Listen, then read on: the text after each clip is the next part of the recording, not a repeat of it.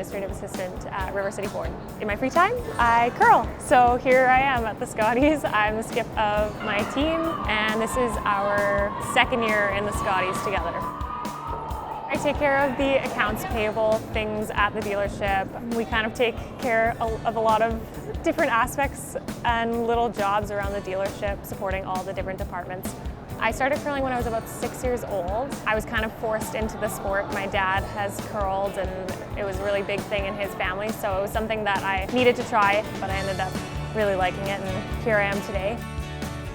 During the regular season, we actually play in a lot of on-fields in rural Manitoba. I have to drive about 3-4 hours away. We've also been able to play in the Canadian Juniors. I've been twice, so for that I went to Napanee, Ontario, and then Fort McMurray. And I've also traveled to, Toronto for an international championship, Ottawa for like an invitational super spiel. So you definitely get around, and it's really nice to be able to see the country and play curling. Do what you love. We're pretty close. Like, we always say that we have the best team chemistry out there. Mariah and Shayna are both very silly, which is really nice because it keeps the energy light out on the ice, whereas Nicole and I are a little bit more serious. We mean a little bit more business, which doesn't mean that the front end isn't focused, but I think it's a good balance out there. I've also been a skip my entire curling career, so pretty used to it at this point.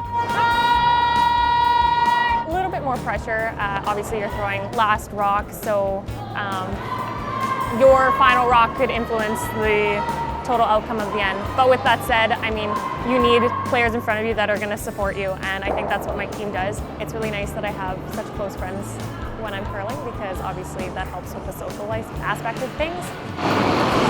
I would say the biggest obstacle has just been priorities outside of curling, so family, school, work, and trying to juggle that, because obviously this isn't a career, you're not making enough to live off of here, so you need to have a backup plan. No injuries, knock on wood. I think our knees take a bit of a beating on the curling ice, so we definitely try and protect those, work out, make sure that our joints are staying strong and all that. Out on the ice, you have to remain level-headed. You can't get too frustrated, because that kind of energy seeps into everybody's play, and it'll affect your own play. So being level-headed as a skip, you have to be level-headed. You can't really show your emotions too much, and I think I've taken that outside of curling just because, it's not a great thing to be over the top. It's nice to be even keel, level-headed. In regular life, it really helps in the office as well. People respond better to you, I guess.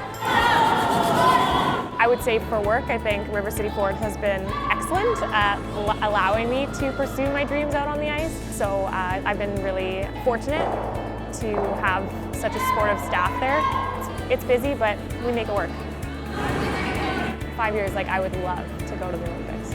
That's the ultimate goal. So, I mean, start small, start with competitions like the Scotties, which are not small by any means, but are stepping stones. But I think that's what we are working towards in the future.